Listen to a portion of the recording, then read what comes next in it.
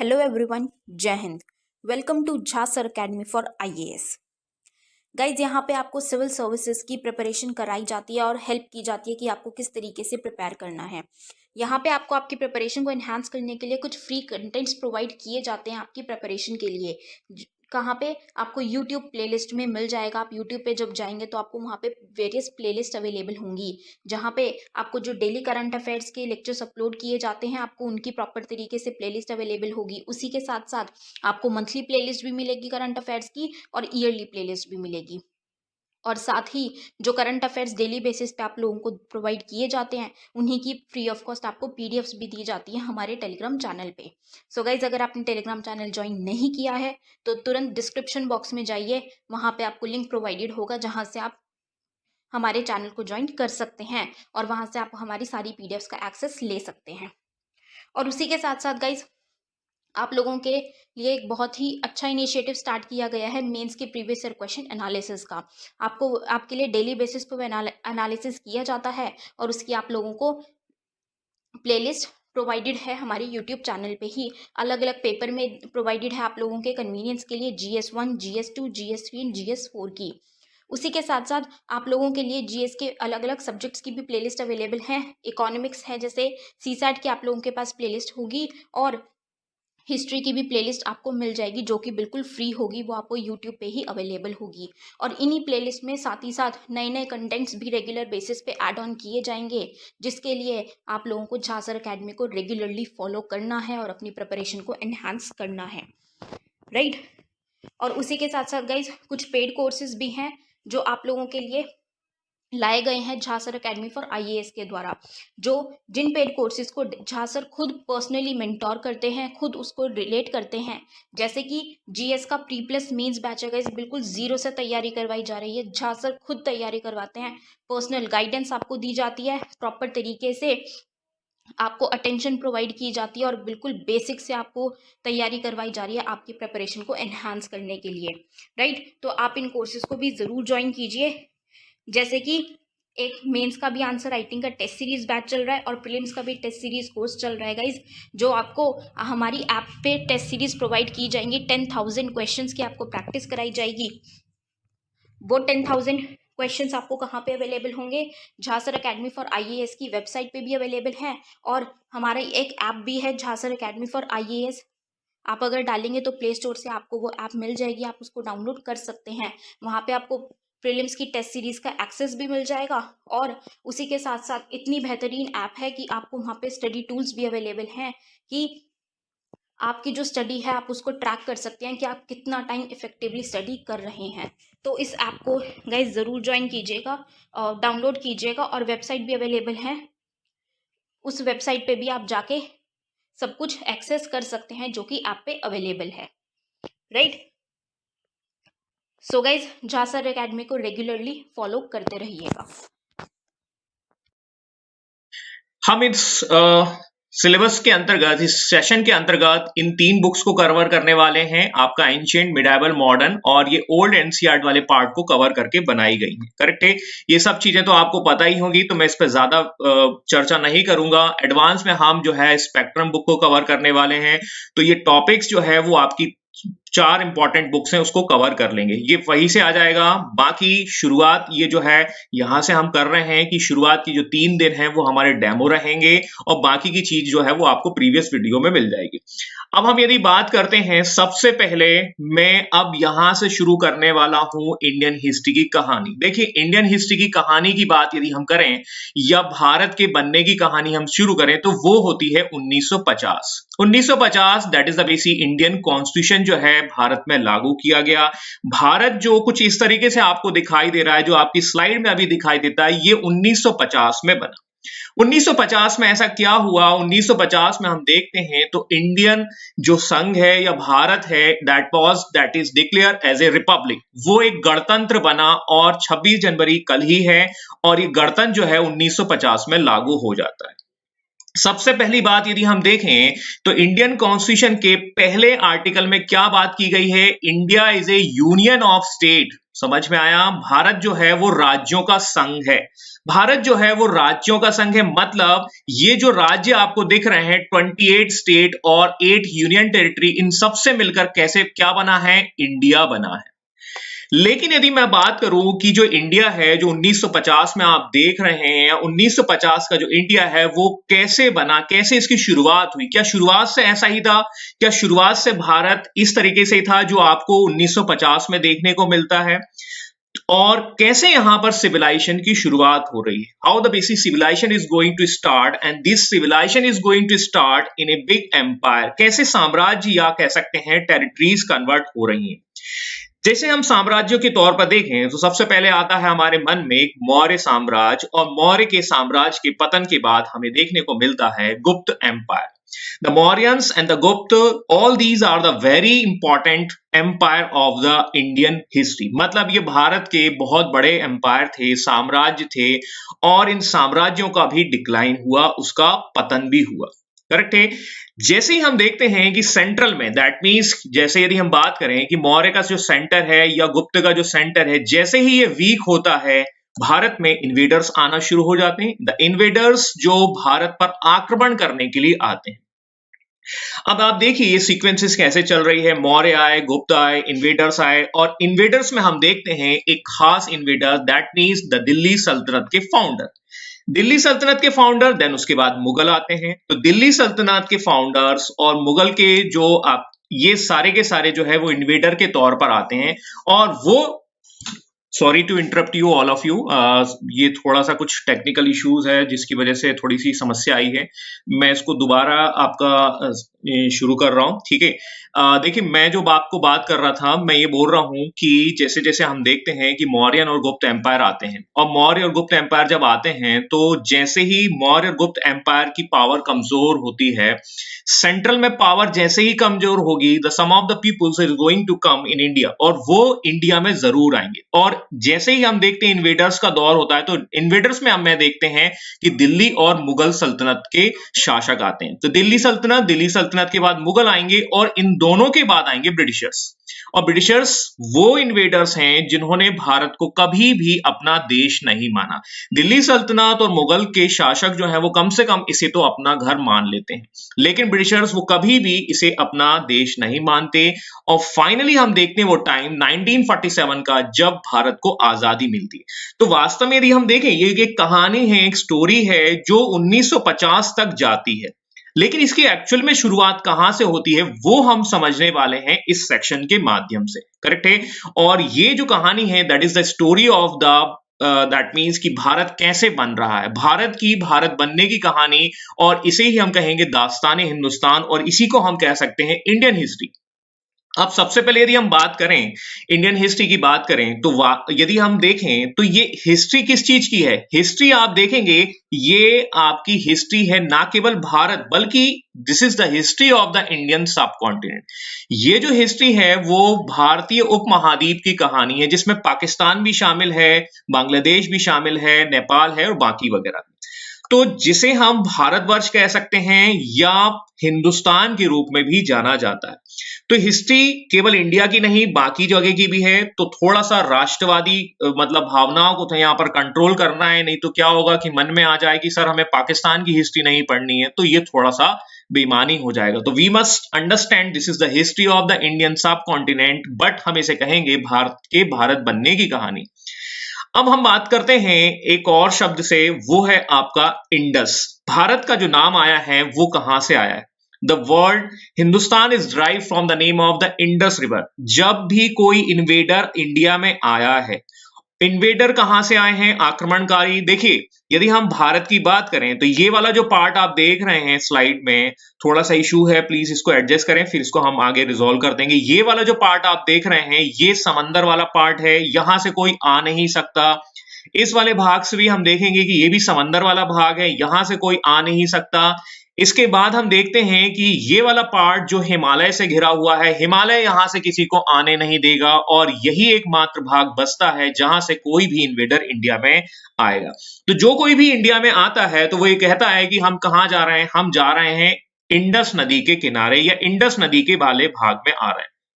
तो इसी वजह से इसका जो नाम है वो आपको देखने को मिल जाएगा और वो नाम आता है इंडस। ठीक है, और इंडस से ही आपका जो प्रोनाउंसिएशन है वहां के लोगों का वो थोड़ा सा चेंज हुआ करता था। इस वजह से इंडस से हिंदस, हिंदस से हिंदू, और यहां पर हम देखेंगे कि इस शब्द से उत्पत्ति हो रही है भारत की।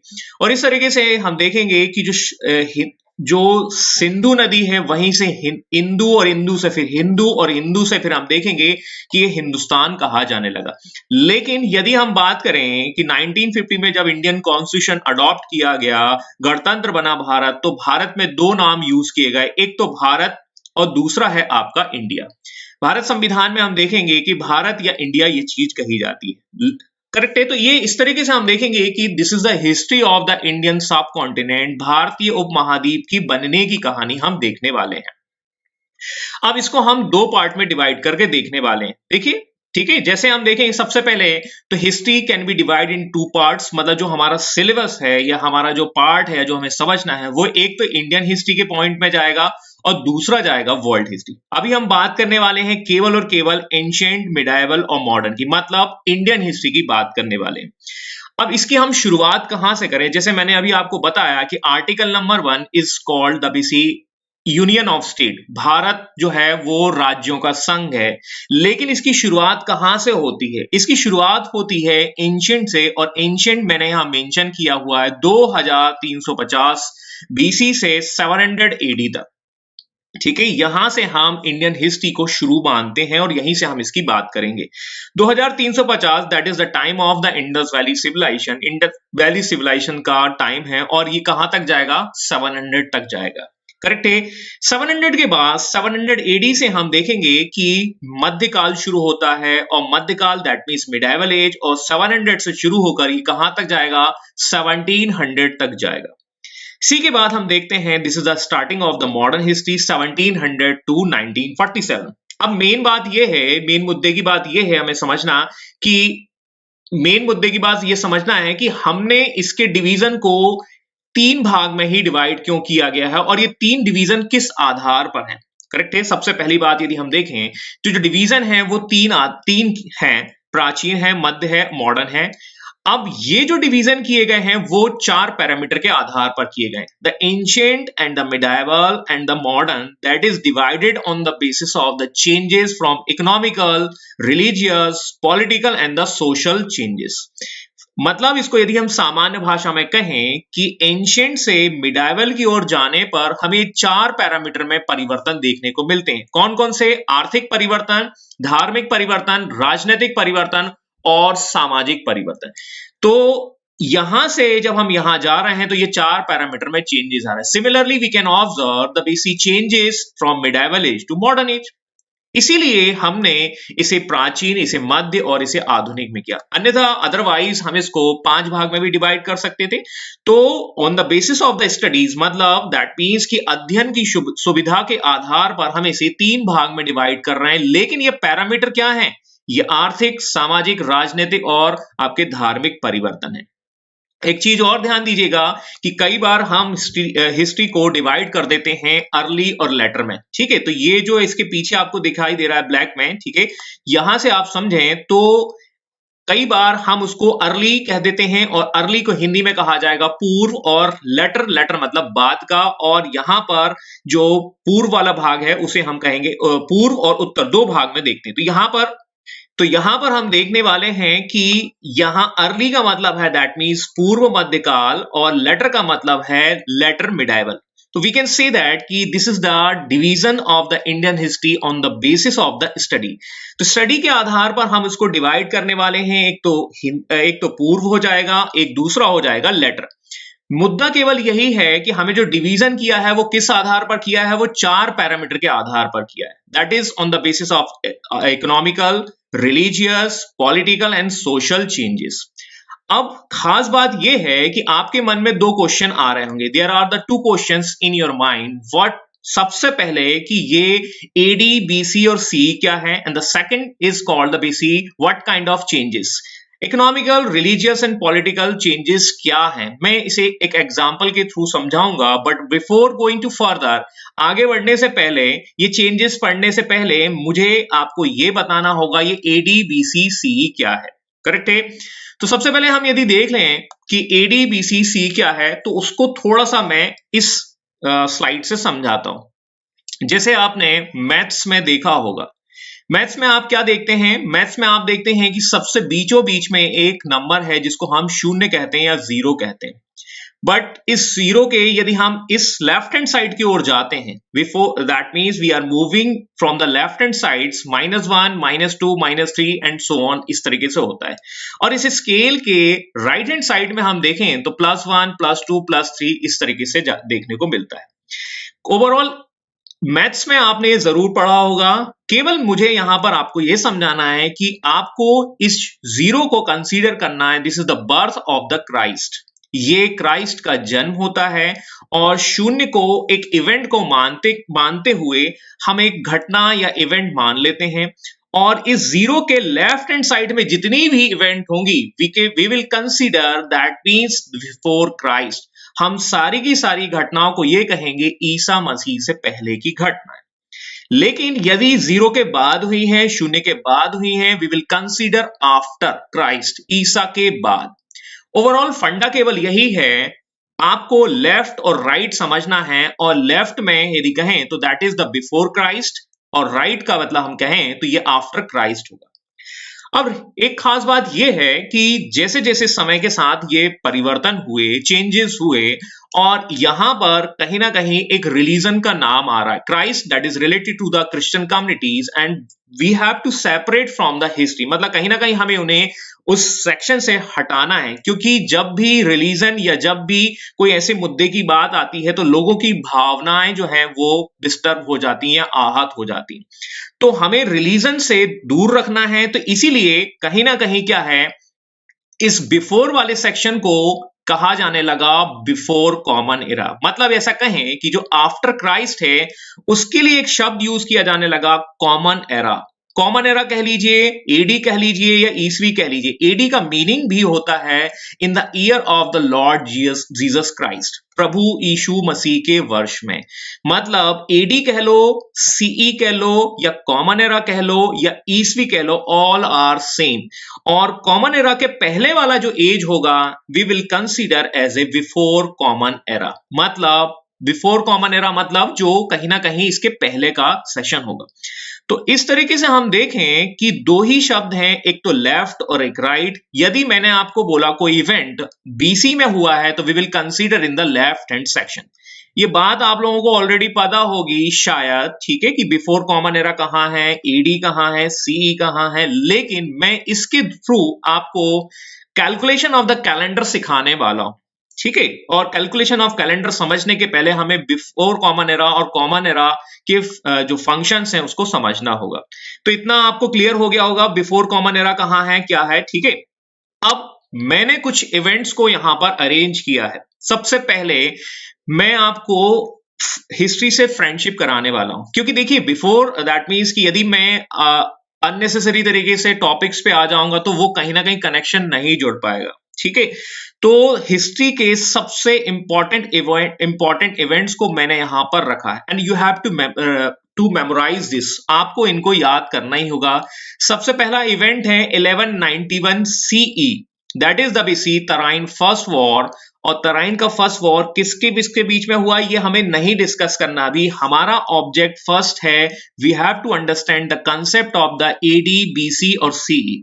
1191 जैसे ही आपने देखा, उसके पीछे आपने सीई देखा, हिंदी में ईसवी देखा, तो आप कहां पहुंचेंगे, आप स्केल के लेफ्ट या राइट दोनों में से किसी एक जगह पर पहुंच जाएंगे। तो जैसे ही आपने सीई देखा, we will consider in the right hand side of the scale. आप उसे कहां अरेंज करेंगे, आप उसे इस तरीके से यहां पर अरेंज कर देंगे। मैं इस ब्लू लाइन को मान लेता हूं दैट इज द 0, और इस लाइन के मैं राइट हैंड साइड पे 1191 मेंशन कर दूंगा। Similarly, next event is 1857 revolt और 1857 सीई या ईस्वी होगा तो कहां पर आएगा, ये इसी के इंक्रीजिंग ऑर्डर में आ जाएगा। इंक्रीजिंग ऑर्डर में मतलब यहां पर आप इस लाइन के कहीं भी नहीं लिख सकते, आप देखेंगे कि the number is going to increase from this way to this way, वो नंबर सारे के सारे यहां पर बढ़ेंगे। तो 1191 और उसके बाद हम देखेंगे 1857 कुछ यहां पर आ जाएगा। यदि मैं कहूं कि आज हम 2021 में बात कर रहे हैं, 2021 में बात कर रहे हैं, तो ये 2021 कहां पर आएगा, यहां पर 1857 के बाद कुछ यहां पर कहीं आ जाएगा, यहां पर कहीं जो है आपको देखने को मिलेगा 2021। ठीक है, ये तो हो गई आपकी सीई की कहानी। यदि मैं अगला टॉपिक लूं या अगला इवेंट लूं, 261 बीसीई, 261 ईसा पूर्व, और ये है कलिंग वॉर। कलिंग वॉर जो है दैट इज बीसी में हुआ, तो हमें स्केल के कहां पर जाना होगा, लेफ्ट हैंड साइड में जाना होगा, और लेफ्ट हैंड साइड में हम देखें तो 261 यहां मैंने मेंशन किया हुआ है। ठीक है, अब यदि मैं बात करूं आपसे कि 261 बीसी जो कलिंग वॉर हुआ वो आपका यहां पर आ गया, स्केल के लेफ्ट और राइट में आ गया। इसी तरीके से अगला इवेंट है 2350 ईसा पूर्व, 2350 BC, that is related to the Indus Valley civilization, and Indus Valley civilization is going to consider in the left and right hand side. तो स्केल के वो लेफ्ट हैंड साइड में वो कंसीडर किया जाएगा, लेकिन ध्यान दीजिएगा हमने यहां इसको 0 कंसीडर किया है और ये नंबर्स जो हैं वो आपको बढ़ते हुए दिखाई देंगे। तो ध्यान देना 261 जो है वो आपको यहां दिखाई देगा, बट जो है 2350 इसी में इधर पर आपको दिखाई देगा। समझ में आया कि नहीं आया, 2350 इस तरीके से होगा।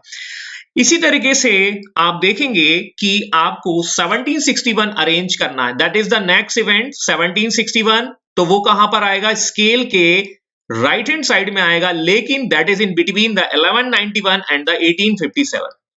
गॉट इट माय पॉइंट्स, आपको ये समझ में आ रहा है कि नहीं आ रहा है? ठीक है, तो इस तरीके से हमने स्केल में सारे इवेंट्स को अरेंज किया है। अगला इवेंट है 1000 BC और ये आपको देखने को मिलेगा that is in between the 2350 and the 261 BC।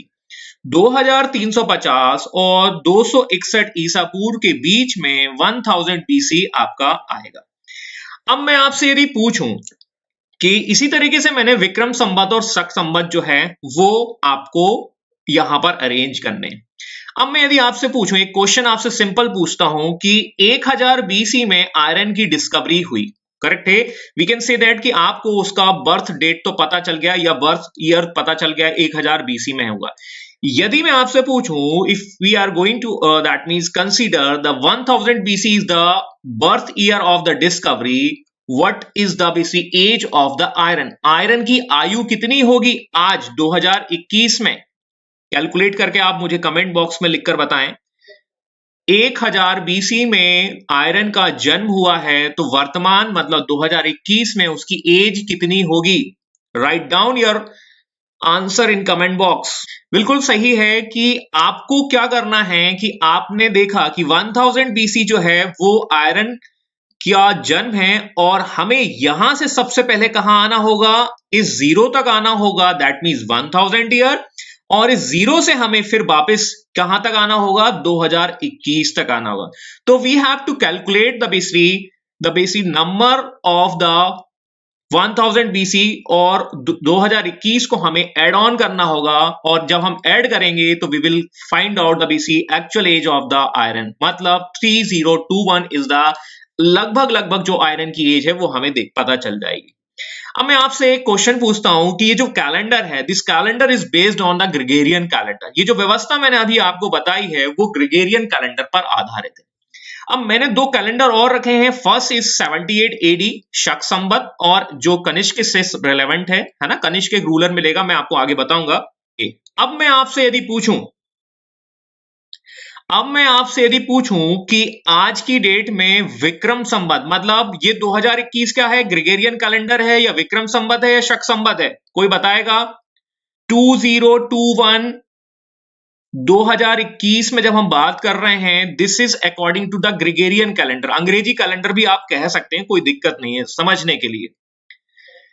2021 जो है वो अंग्रेजी कैलेंडर है, लेकिन मैं यदि आपसे पूछूं कि इस अंग्रेजी कैलेंडर में यदि शक संवत की कैलकुलेशन करनी है तो आप कितना बताएंगे, कैसे कैलकुलेट करेंगे? सबसे पहले हम विक्रम संवत की गणना करेंगे। तो कोई मुझे बताएगा कि वर्तमान में 2021 में विक्रम संवत की वैल्यू कितनी होगी? 2021 में विक्रम संवत की कैलकुलेशन करनी है तो विक्रम संवत इस स्केल में कहां पर है? 57 बीसी में है। 57 बीसी में हम देखेंगे वो यहां पर आएगा और हम देख रहे हैं कि 2021, तो 2021 कहां आएगा? राइट हैंड साइड में आएगा और राइट हैंड साइड में हमें यहां से लेकर 0 तक का सफर करना होगा और ये सफर कितना है?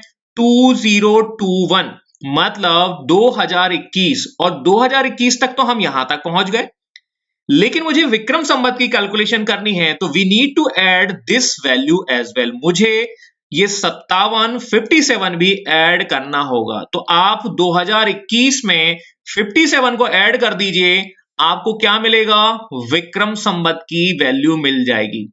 तो जैसे मैंने यहां पर ऐड किया हुआ है 2020 के रिस्पेक्ट में है, ठीक है, तो 2078 इज द राइट आंसर। ध्यान दीजिएगा 2078 जो है वो विक्रम संवत की वैल्यू हो जाएगी।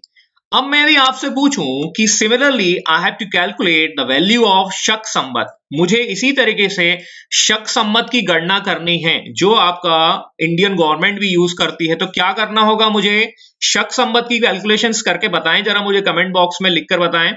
अब हमें यहां का क्या करना है? जो वैल्यूज मैंने आपको बताई थी, मैं 2021 में यहां पर हूं तो मुझे क्या करना होगा? ये वैल्यू माइनस करनी होगी। This value is called 78। तो हम यहां देखेंगे कि करेक्ट है, ये वैल्यू जो है वो 2020 के रिस्पेक्ट में है, ठीक है।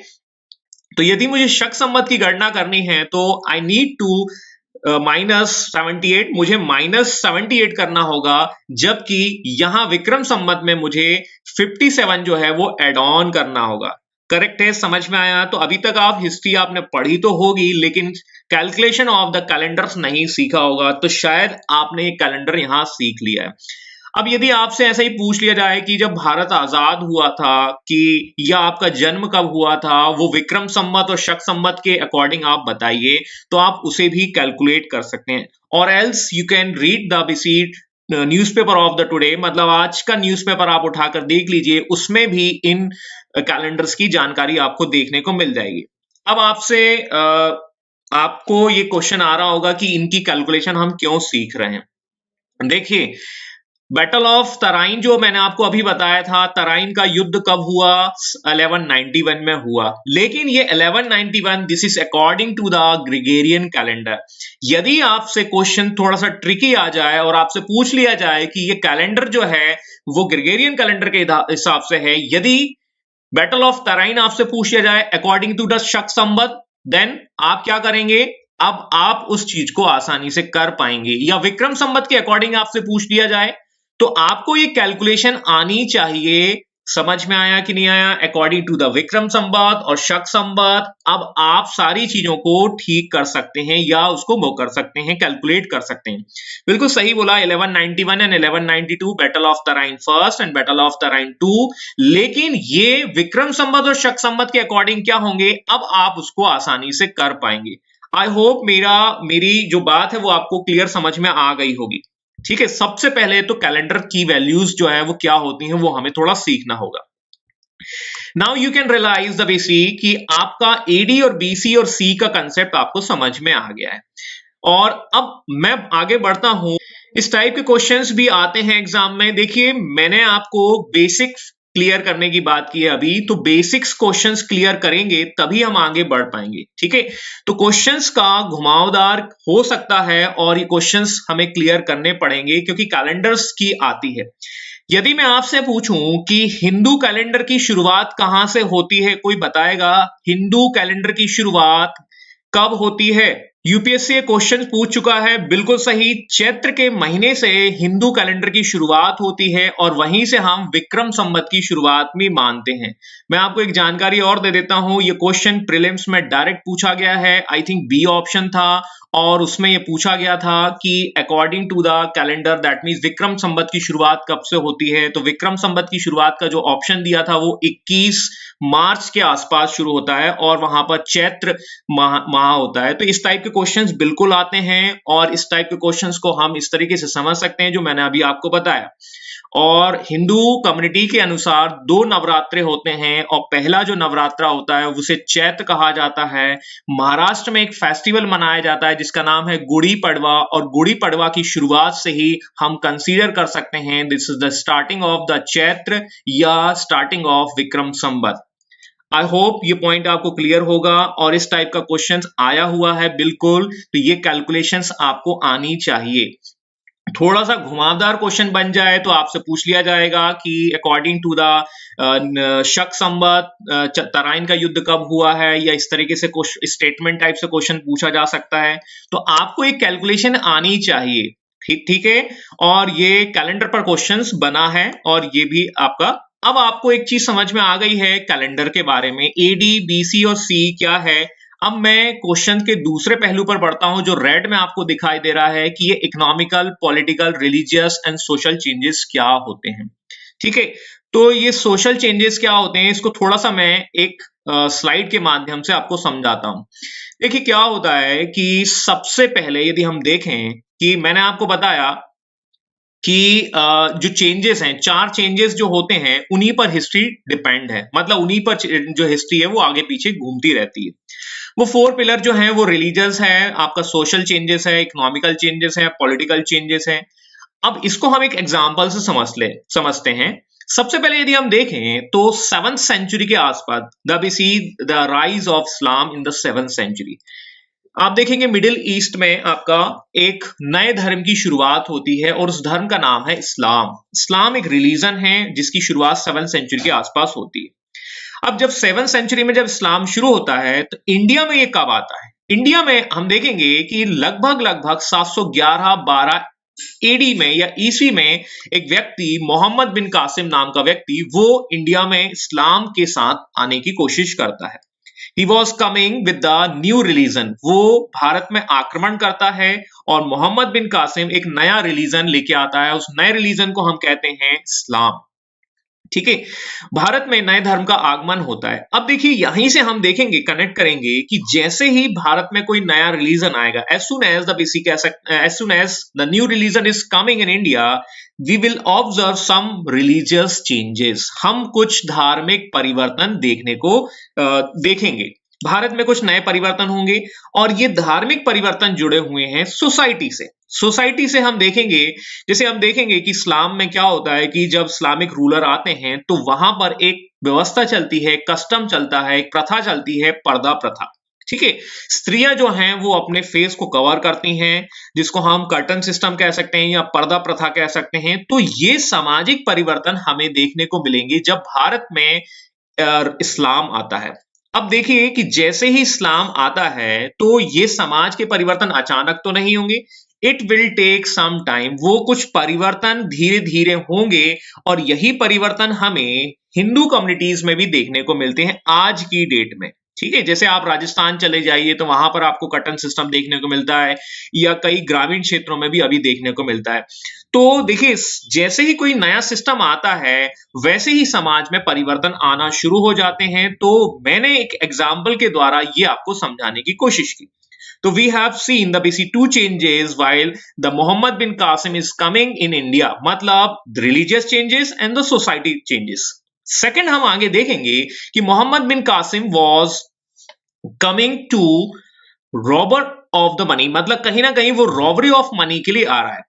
मोहम्मद बिन कासिम का उद्देश्य क्या है, मतलब उसके ऑब्जेक्ट क्या है। सबसे पहले तो वो ये बताएगा कि भाई देखो एक नया रिलीजन आया है, इस नए रिलीजन में ये आपके फीचर्स हैं, ये विशेषताएं हैं। तो सबसे पहले तो वो इस्लाम के प्रचार के लिए आएगा और दूसरा उसका उद्देश्य है भारत की इकोनॉमी को कुछ ना कुछ प्रभावित करना है। उसको किसी ने बताया कि भारत जो है वो एक सोने की चिड़िया है, उस सोने की चिड़िया में आप जाइए, वहां पर बहुत सारी चीजें ऐसे ही हैं। ठीक है, तो वो कहीं ना कहीं वो भारत को लूटने के उद्देश्य आएगा और जब लूटने के उद्देश्य आएगा तो मोहम्मद बिन कासिम यहाँ के इकोनॉमिकली पॉइंट को भी इंटरप्ट करेगा, मतलब कहीं ना कहीं उसको प्रभावित करेगा, क्योंकि मोहम्मद बिन कासिम ही फाउंडेशन रखेगा गजनवी और गौरी को। अब ये गजनवी और गौरी कौन है? ये दो व्यक्ति हैं जो भारत को लूटने के लिए आएंगे, तो हम उनकी चर्चा बाद में करेंगे, बट हमें यहां समझना है वो 4 parameter: economical, social, religious and political changes. तो मोहम्मद बिन कासिम जो आएगा उसका इंपैक्ट जो है,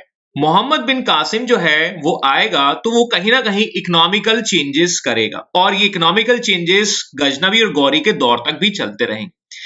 इसके बाद हम देखते हैं कि जब इंडिया में मोहम्मद बिन कासिम आता है तो इंडिया वॉज नॉट यूनाइटेड, मतलब इंडिया में यूनिटी की कमी होगी। जब भी सेंट्रल में पावर कमजोर होगी, कोई ना कोई व्यक्ति झांकने जरूर आएगा, और ये वो टाइम है जब मोहम्मद बिन कासिम का, जब भारत में राजपूत एरा चल रहा है, और राजपूतों की संख्या, या कह सकते हैं वो अपने अपने छोटे छोटे साम्राज्यों में बने हुए थे, वो केवल और केवल अपने लिए लड़ रहे थे, वो यूनाइटेड नहीं थे। और जब भी आप यूनाइटेड नहीं होंगे, कोई ना कोई व्यक्ति झांकने आएगा, आक्रमण करने आएगा, और ये आक्रमण का फायदा उठाया मोहम्मद बिन कासिम ने।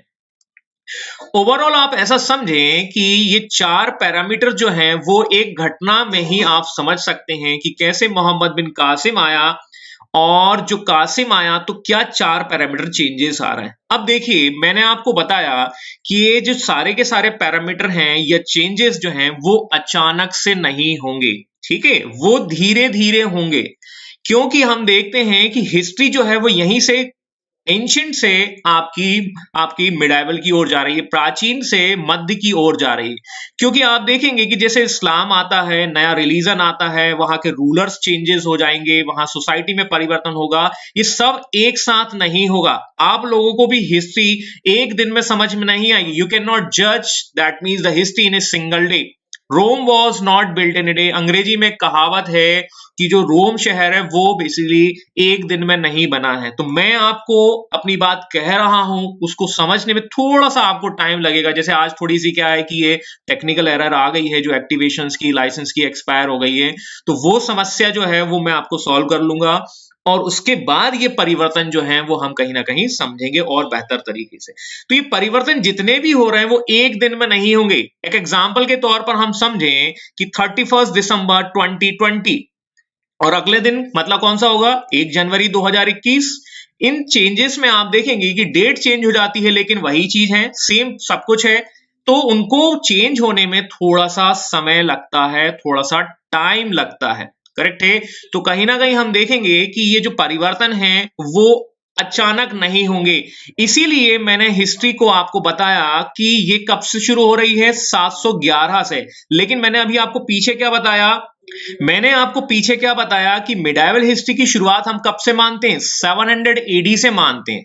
यहां पर 711 लिखा हुआ है, तो ये तो क्या हो गया, कॉन्फ्लिक्ट हो गया। तो देखिए, मेन चीज ये है कि हिस्ट्री जो है वो लगभग वहां से कंसीडर कर ली गई है 700 से, बट एक्चुअल डेट कब है, 711 से 711-12 एडी से मोहम्मद बिन कासिम के आने के बाद ही हिस्ट्री में चेंजेस आते हैं। वो चेंजेस कौन से हैं, रिलीजियस चेंजेस, सोसाइटी के चेंजेस, इकोनॉमिकल चेंजेस और पॉलिटिकल चेंजेस। इन चारों पैरामीटर के चेंजेस होने की वजह से मैंने इस घटना के आधार पर हम देखेंगे कि एंशिएंट से हम मिडाइवल की ओर जा रहे हैं, करेक्ट है। तो इस तरीके से हम कहानी को समझते हैं, और ये 4 पैरामीटर के आधार पर हमें ये पॉइंट क्लियर हो गया कि इकोनॉमिकल, पॉलिटिकल, रिलीजियस चेंजेस क्या होते हैं।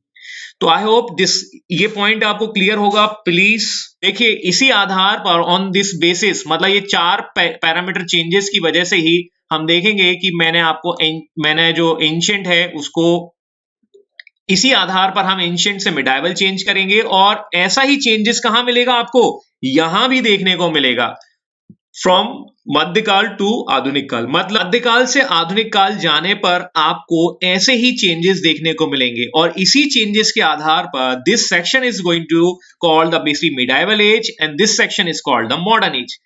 भारत हिस्ट्री जो बात करनी है वो 1947 तक ही करनी है, या 1950 तक कर लें, क्योंकि 1947 के बाद के events either you will study in the basic economics और द पॉलिटी सेक्शंस, ठीक है। देखिए कुछ पॉइंट्स हैं, पहले मैं आपको वो क्लियर कर देता हूं। सबसे पहले कि हिस्ट्री हम शुरू करने वाले हैं और हिस्ट्री के आज हम देखने वाले हैं अल्फाबेट्स। अल्फाबेट्स मतलब वो पॉइंट्स जिसके बेस पर हम हिस्ट्री को आगे देखेंगे, कैसे ये हिस्ट्री जो है चेंज होती है, कैसे इसमें परिवर्तन हो रहे हैं, और इन सीक्वेंसेस को समझने के बाद हमें एक मोटे तौर पर आइडिया लग जाएगा कि इंडियन हिस्ट्री किस तरीके से मूव ऑन होगी। अब सबसे पहले मैं आपसे एक क्वेश्चन पूछता हूं कि आपको इंडियन हिस्ट्री की कुछ फेमस पर्सनालिटियों के नाम पता हैं क्या? जैसे मैंने आपके सामने कुछ नाम रखे हुए, जैसे फर्स्ट नाम आपको इंडिकेट कर रहा है अकबर की ओर। क्या आप अकबर के बारे में जानते हैं? बिल्कुल आप जानते होंगे अकबर के बारे में, क्योंकि आपने इनके बारे में काफी नाम सुना हुआ है, लेकिन आप शायद इस नाम को नहीं जानते होंगे या इस नाम के बारे में आपको ज्यादा जानकारी नहीं होगी। Menander and the next one is Chandragupta Maurya and Chandragupta. There is a confusion in between the Chandragupta and the Chandragupta Maurya. थोड़ा सा एक कंफ्यूजन भी होता है कि मौर्य जो है वो पहले आए थे या हम कह सकते हैं कि चंद्रगुप्त पहले आए थे, तो एक कंफ्यूजन यहां बना रहता है। इसके बाद एक नाम और फेमस चल रहा है अलाउद्दीन खिलजी और एक अशोक। यदि मैं आपसे पूछूं, एक क्वेश्चन मेरे मन में आया है सबसे पहले कि मैं आपसे पूछूं कि इनमें से आउट ऑफ दीज किंग्स, मतलब जो मैंने नाम यहां रखे हुए हैं, इन किंग्स में सबसे पहले कौन सा राजा आया था सीक्वेंस के बेस पे? जैसे अल्फाबेट्स होते हैं ए, देन बी, देन सी, देन डी, देन उसके बाद हम देखते हैं जेड आता है। यदि मैं इस तरीके से सीक्वेंस अरेंज करूं तो इंडियन हिस्ट्री में इनमें से जो रूलर आ रहे हैं वो सबसे पहले कौन सा रूलर आ रहा है? क्या कोई इसको आंसर दे पाएगा? मैं आपके लिए क्लू भी रखता हूं। ये क्लू जो है वो कुछ इस तरीके से मैं रखता हूं। मैं आपको एक क्लू भी देता हूं कि शायद आपने इस व्यक्ति को जरूर पहचाना होगा या जाना होगा। ऋतिक रोशन है। मेरे पास कुछ आंसर आ रहे हैं कि अशोक पहले आया है, अलाउद्दीन खिलजी पहले आया है, कुछ इस तरीके से आंसर आ रहे हैं। ठीक है, आई डोंट नो मिनांडर पता नहीं है। ठीक है, अशोक के बारे में कोई कह रहा है। मैं आपको एक क्लू भी दे रहा हूं, कुछ पिक्चर्स हैं और इन क्लू के माध्यम से आपको समझाने की कोशिश करता हूं। आपने शायद ऋतिक रोशन को समझा होगा, ऋतिक रोशन के थ्रू आपने अशोक को जाना होगा। एक टीवी सीरियल है चंद्रगुप्त मौर्य, उसके माध्यम से आपने चाणक्य और चंद्रगुप्त को जानने की कोशिश की होगी। ठीक है, इसके बाद हम देखते हैं कि Alauddin Khilji, this is the original picture of the Alauddin Khilji. लेकिन रणवीर सिंह का जो कैरेक्टर है उसने अलाउद्दीन खिलजी को थोड़ा सा चर्चा में ले आया था। तो अलाउद्दीन खिलजी, और उसके बाद हम देखते हैं अशोक। नाम तो सुना ही होगा। आउट ऑफ दीज पिक्चर्स इनमें से सबसे पहले कौन आया है, इसको जानना सबसे पहले जरूरी है। सीक्वेंस समझनी होगी कि कौन सा किंग सबसे पहले आया है। अल्फाबेट्स जो आप यूज करते हैं ए बी सी देन उसके बाद डी, वो अरेंजमेंट आप सबसे पहले सीखते हैं जब आप एडमिशन लेते हैं नर्सरी में। Similarly before going to start in the deep of the history, मतलब हिस्ट्री के इतिहास में जाने के लिए, हिस्ट्री के डीप में जाने के लिए आपको इन किंग्स, इन रूलर्स की अल्फाबेट्स पता होने चाहिए, सीक्वेंसेस पता होने चाहिए कि कौन सा सबसे पहले आया है और कौन सा उस क्रम में बाद में आया। तो ये जो क्वेश्चन है आपके मन में, जो ये वाला जो मैंने आपको पूछा है, इसको आप अपने पास रखिएगा। इस क्वेश्चन पर हम सबसे आखिरी में आएंगे और अभी हम शुरू करते हैं alphabets of the Indian history. Alphabets मतलब कहां से सीक्वेंस शुरू होगी, कहां से आएगी। मेरे पास एक आंसर और आया, राकेश जी का मिनांडर है, किसी ने अशोक आंसर दिया है, किसी ने आपका अशोक, अलाउद्दीन, चंद्रगुप्त मौर्य, सौरभ जी बोल रहे हैं कि मौर्य पहले आए हैं। ठीक है, बिल्कुल सही है, मेरे आंसर जो है मिले जुले हैं, लेकिन बिफोर गोइंग टू स्टार्ट हमें सबसे पहले इसको समझना होगा और सबसे पहले जो शुरुआत होती है वो होती है स्टोन एज से। तो ये बहुत ही इंपॉर्टेंट पहलू है हिस्ट्री का, क्योंकि इसके द्वारा ही हम जानेंगे कि हिस्ट्री कैसे चेंज होगी। बराबर है। तो इंडियन हिस्ट्री की जो शुरुआत होती है वो होती है आपकी स्टोन एज से। स्टोन एज मतलब वो काल जब व्यक्ति क्या कर रहा है, स्टोन का उपयोग करता है। स्टोन के साथ ही हम देखते हैं कि डेवलपमेंट ऑफ ह्यूमन होता है। डेवलपमेंट ऑफ ह्यूमन का मतलब क्या है, मनुष्य का विकास।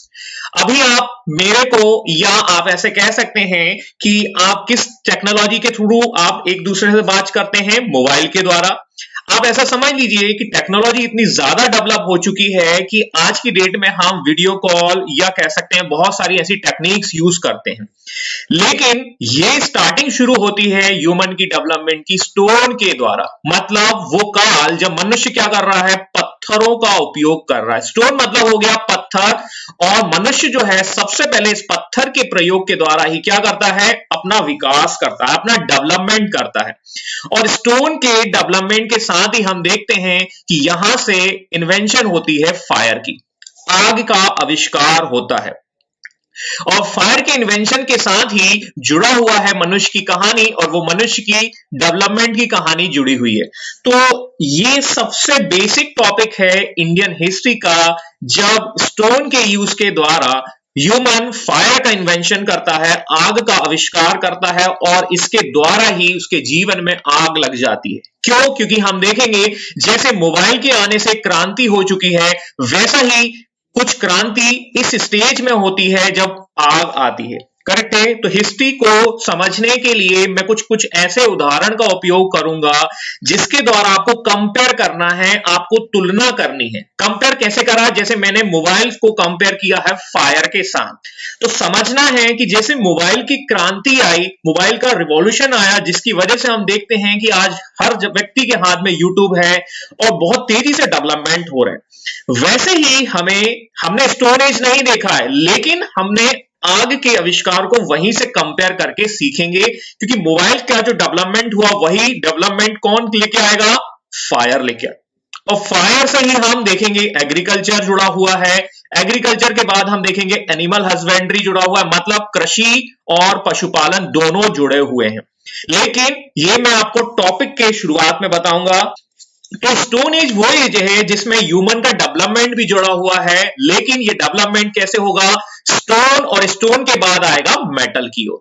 करेक्ट है? तो मेटल मतलब धातु। तो शुरुआत में मनुष्य क्या करता है? पत्थरों का उपयोग करता है, और पत्थर से हो जाता है स्टोन की ओर। और हम देखेंगे कि सबसे पहले वो कॉपर का यूज करता है, ब्रॉन्ज का यूज करता है, देन उसके बाद आयरन आता है। तो ये डिटेल में जब हम पढ़ेंगे तब हम इसकी चर्चा करेंगे। बट स्टोन एज के बाद हमारा नेक्स्ट टॉपिक क्या होगा? वो है आपका Indus valley civilisation. Indus valley civilisations के बारे में थोड़ा सा बता देता हूं। देखिए, मैं हर टॉपिक के बारे में थोड़ी थोड़ी जानकारी अभी आपको दूंगा। बाकी डिटेल पढ़ने के लिए हम क्या करेंगे, जब हम टॉपिक शुरू करेंगे तब चर्चा करेंगे। बट आज हम केवल एक इंट्रोडक्शन सेक्शन ले रहे हैं, जिसमें हम सारे टॉपिक्स के बारे में थोड़ा थोड़ा देखेंगे और कैसे हिस्ट्री चेंज हो रही है उसको जानने की कोशिश करेंगे। तो इंडस वैली सिविलाइजेशंस की बात करते हैं। 1924 के पहले यदि आप सिविल सर्विसेज की तैयारी कर रहे होते तो आपके सिलेबस में इंडस वैली सिविलाइजेशन नहीं होता। क्यों भाई? तो 1924 में ही ऑफिशियल अनाउंसमेंट हुई कि इंडस वैली सिविलाइजेशन मिल गई।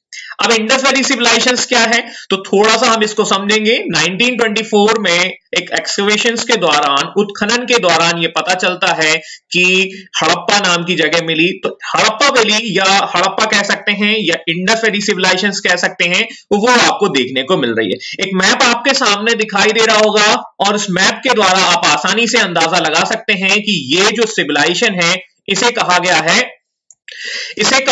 है इंडस वैली सिविलाइजेशन। ठीक है, कुछ ये ट्रायंगुलर शेप में है और जो पीपल हैं वो इंडस नदी के आसपास ही सेटल डाउन होने की कोशिश कर रहे हैं। तो इंडस वैली सिविलाइजेशंस को हम देखते हैं कि इंडस नदी के आसपास ये सिविलाइजेशन होती है। जो आप देखेंगे हड़प्पा के अलावा हम देखेंगे मोहनजोदारो, ये काफी फेमस इसके टाउन होते हैं। तो इस तरीके से सिविलाइजेशन होती है। लेकिन मैंने आपको जैसे बताया कि 1924 में इसका ऑफिशियल अनाउंसमेंट किया गया कि हड़प्पा सिविलाइजेशन हो गई। लेकिन यदि आप लोग तैयारी कर रहे होते 1920 के पहले या 1924 के पहले, तो आपके सिलेबस में इंडस वैली सिविलाइजेशन टॉपिक शायद नहीं होता। स्टोन एज के बाद सीधे आपका आ जाता कौन सा टॉपिक? वैदिक एरा। ठीक है, इस इंडस वैली सिविलाइजेशन के बाद हमारा जो नेक्स्ट टॉपिक आता है या नेक्स्ट अल्फाबेट जो है वो है आपका वैदिक एरा। अब वैदिक एरा के जो फाउंडर होते हैं वो होते हैं आर्यंस कह लीजिए या आर्य कह लीजिए। और ये आर्यंस जो हैं वो इंडिया में स्टेबलाइज करते हैं अपना कल्चर, जिसे कहा जाता है वैदिक एरा। अब देखिए, कोई भी व्यक्ति इंडिया में आएगा, ऐसा कहा जाता है कि जो आर्यंस हैं, तो वैदिक एरा के फाउंडर जो होते हैं वो होते हैं आर्यंस। आर्यंस कह लीजिए या आर्य कह लीजिए, और आर्य जो हैं वो आपके आते हैं सेंट्रल एशिया से, मध्य एशिया से वो आते हैं, और सेंट्रल एशिया से आने के बाद वो सेटल डाउन होते हैं कहां पर, आपके इस सेक्शन में। देखिए, मैंने आपको कल बताया था कि इंडिया की ज्योग्राफी कुछ इस तरीके से है कि कोई भी व्यक्ति आएगा तो वो आपका नॉर्थ वेस्ट डायरेक्शन से ही आएगा, क्योंकि हमने देखा था कि कोई व्यक्ति यहां से आ नहीं सकता। यहां पर हम देखेंगे, यहां पर भी समंदर है, this part is related to the ocean, और ये दोनों ओशन हैं जिस वजह से यहां से कोई भी व्यक्ति नहीं आ पाएगा। यहां पर हम देखेंगे हिमालय है, और हिमालय किसी को यहां पर आने नहीं देगा, तो बचा एक ही रास्ता, वो है आपका ये। और इस तरीके से हम देखते हैं कि जो आर्यंस हैं वो यहां पर एंट्री लेते हैं, और हम यहां देखते हैं कि जब आर्यंस एंट्री लेंगे, और वो आर्यंस कहां पर स्टेबलाइज होंगे, सबसे पहले वो इस सेक्शन में स्टेबलाइज होंगे। कोई भी व्यक्ति एंट्री लेता है तो देखिए, ज्योग्राफिकल एरिया के पॉइंट ऑफ व्यू से देखें तो कोई व्यक्ति डायरेक्ट यहां नहीं पहुंच जाएगा कि आपका वो महाराष्ट्र वाले सेक्शन में पहुंच गया या इस वाले सेक्शन में पहुंच गया। First, the Aryans is coming from the northwest direction and they are going to settle down in the area of the river. वो कहां पर सेटल डाउन होंगे, वो सेटल डाउन होंगे नदी के किनारे। जल ही जीवन है, ऐसा आपने सुना होगा, तो जल जहां होगा, जहां पानी होगा, वहीं पर सेटल ये होंगे। और यहां पर सेटल होने वाला एरिया कौन सा है, यहां पर सेटल होने वाला एरिया है वो है आपका इंडस नदी या सिंधु नदी, जिसको आप मैप में यहां पर देख रहे हैं। समझ में आया? तो सिंधु नदी और उसके सहायक नदी के आसपास ही आर्यंस जो हैं वो सेटल डाउन होते हैं। लेकिन ये जो एरिया है, इस पर सेटल डाउन होने के बाद क्या वो यहीं पर रहेंगे, क्या वो हमेशा यहीं पर रहेंगे? No, they are going to enter in the inner part of the Indian subcontinent. मैंने आपको पहले ही बताया, ये हिस्ट्री जो है वो इंडियन सब कॉन्टिनेंट की है, भारतीय उपमहाद्वीप का इतिहास हम पढ़ रहे हैं, और आर्यंस जो हैं वो यहां से आते हैं और they are going to enter in the middle part of the Indian subcontinent. मध्य भारत के दूसरे भाग में आएंगे और यहां पर वो कुछ इस तरीके से देखने को मिलेगा। तो जब आर्यंस ने अपना जियोग्राफिकल एरिया बढ़ाया, और वो एरिया कितना हो गया है, अब आप देख सकते हैं लगभग ये उनका एरिया हो गया। अब थोड़ा सा आप देखेंगे कि यहां पर कुछ शब्द उपयोग किए गए हैं, लेटर वैदिक पीरियड या अर्ली वैदिक। तो हम ऐसा कहें कि जो पहले वाला जो मैंने आपको बताया था वो इंडस नदी के आसपास था, सेकंड वाला जो एरिया है वो थोड़ा सा एक्सटेंडेड है, मतलब बड़ा क्षेत्र हो गया है। और अब आप देखिए कि एरिया भी कुछ बड़े हो गए हैं, जैसे यहां पर कुरु है, जहां पर पांचाल है, कुछ ऐसे नाम दिखाई दे रहे हैं। तो वी कैन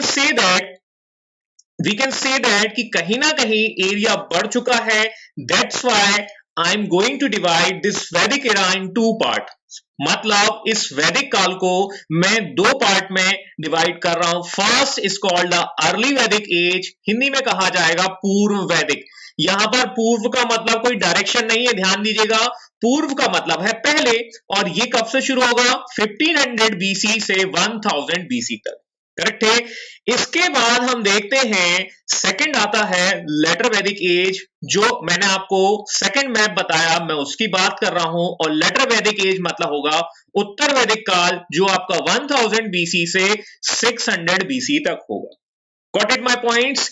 अब यहां पर अर्ली है, यहां पर लेटर वैदिक है, इनके बीच में डिवीजन का आधार क्या है, मतलब वो क्या कारण है जिसकी वजह से मैंने इसे अर्ली वैदिक कहा या लेटर वैदिक कहा। वो पॉइंट है आपके ये 4 point. We can say that कि economical changes, religious changes, political changes and society related changes हो रहे हैं from this point to this point, मतलब early Vedic to later Vedic, all these parameter is going to change. ये चारों parameter में परिवर्तन होंगे, इसीलिए मैंने इसे क्या कहा, अर्ली वैदिक, इसे मैंने कहा लेटर वैदिक। करेक्ट है? इतना समझ में आया नहीं आया, यस और नो? देखिए थोड़ा सा मैं आपको एक एग्जाम्पल के तौर पर समझा देता हूं। अर्ली वैदिक में क्या होता था, छोटे छोटे कबीला हुआ करते थे। अर्ली वैदिक को यदि आपको जानना है, let suppose there are the 3 कबीलास, 3 ट्राइब्स, इनको कहा जाता है ट्राइब्स, ठीक है। अर्ली वैदिक को यदि जानना है, if you want to know about the early Vedic, you have to go through Rigveda. आपको ऋग्वेद के बारे में जानना होगा, ठीक है। देखिए, आप थोड़ा सा मेरे को कम्युनिकेट करते रहेंगे तो मुझे भी बहुत अच्छा लगेगा, क्योंकि सारी चीजें क्लियर हो रही हैं, तो है ना। तो ऋग्वेद के द्वारा हमने अर्ली वैदिक को जाना, और ऋग्वेद में यह बताया गया है कि छोटे छोटे एरिया जो अभी हमने मैप में देखे, उनको कहा जाता है ट्राइब, हिंदी में उसे कहा जाएगा जन, ठीक है। तो ये जन जो है आपस में क्या करते हैं, लड़ाई करते रहते। ए ने बी को मारा और बी ने किसको मारा, सी को मारा, और इस तरीके से हम देखते हैं कि ये एरिया जो है वो कहीं ना कहीं बड़ा हो जाएगा। मैं ऐसा कहूं कि दिस एरिया वाज कॉल्ड जन इन द अर्ली वैदिक एज। यहां पर हम देखें कि इसे कहा जाता था जन, और इसे कहा जाने लगा जनपद। आया नहीं आया समझ में? तो जो जन है वो छोटा एरिया था, अब वो एरिया बड़ा हो गया है, लेटर वैदिक एज में इसे कहा जाने लगा जनपद। तो इस तरीके से हम देखते हैं कि क्या पॉलिटिकल सिचुएशंस में चेंजेस हो रहे हैं, क्या राजनीतिक परिवर्तन हो रहे हैं, geographical changes in the political conditions. तो हम देखेंगे कि इस एज से इस एज में जाने पर राजनीतिक परिवर्तन हुए या नहीं हुए, करेक्ट है। तो यहां पर हम देखेंगे जन कन्वर्ट हो गया है जनपद में, इसीलिए इसे मैंने अर्ली वैदिक, इसे मैंने लेटर वैदिक कहा। सेकंड चीज और हम यहां देखते हैं कि जनपद हमेशा जनपद नहीं रहेंगे, they are going to convert in the Mahajanapadas, ठीक है, महाजनपद में कन्वर्ट हो जाएंगे, ठीक है। तो इसको हम यहां देखेंगे कि हमारा नेक्स्ट टॉपिक क्या है। नेक्स्ट टॉपिक इसी से रिलेटेड है जाएगा वैदिक एरा में, वो है आपका 16 महाजनपद। अब आप देखेंगे, थोड़ा सा इसको समझने की कोशिश करें, तो जो एरिया है वो कबीले थे छोटे छोटे, है ना, अब वो एरिया बड़ा हो गया, और उसके बाद हम देखेंगे कि और बड़ा एरिया हो गया, और इन्हीं बड़े एरिया को क्या कहा जाने लगा, इन्हीं बड़े एरिया को 16 महाजनपद कहा जाने लगा। इनकी संख्या कितनी है, 16 है। अब यहीं से हमें बहुत सारे चेंजेस देखने को मिलेंगे। अब देखो, एक चीज और यहां पर समझने की कोशिश करिएगा कि ये महाजनपद कुछ इस तरीके से दिखाई देंगे। समझ में आया? देखिए, तो आर्यंस जो है वो यहां से एंट्री कर रहे थे, आर्यंस ने वो सिंधु नदी के आसपास सेटल डाउन हुए, इसके बाद वो अंदर के भाग में आए और उन्होंने अपने एरिया को बढ़ाया, और जब एरिया को बढ़ाया तो इसे कहा जाएगा महाजनपदास। महाजनपदास मतलब जिनकी संख्या कितनी होगी, 16 होगी, 16 होगी। इतना तो आपको समझ में आ गया। और कुछ मतलब मेजर महाजनपद आपको यहां पर मैप में दिख रहे होंगे, जिनको मैं सर्कल कर रहा हूं, ये सारे के सारे इंपॉर्टेंट 16 महाजनपद हैं, ठीक है। अब देखिए कि इतिहास अपने आप को दोहराता है, the history is going to repeat itself. अब आप देखें कि जैसे हमने देखा कि जन जो है आपस में लड़ाई कर रहे थे, आपस में वॉर कर रहे थे, वैसे ही हमने देखा जनपद जो है वो कुछ तरीके से लड़ रहे थे। अब यहां पर भी वॉर होंगे और सिचुएशंस जो है वो कन्वर्ट हो जाएगी, लेकिन यहां पर अब देखो, इसको ऐसे समझ लीजिए, 16 टीम के प्लेयर हैं। क्रिकेट समझते हैं, क्रिकेट तो आपने खेला ही होगा, देखा होगा, समझा होगा।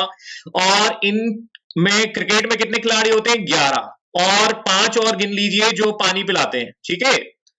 तो क्रिकेट में हम देखते हैं 11 प्लेयर और 5 जो है वो पानी पिला रहे हैं। तो ऐसा समझ लीजिए कि ये 16 महाजनपद क्रिकेट के प्लेयर हैं, लेकिन इनका एक कैप्टन भी तो होता है।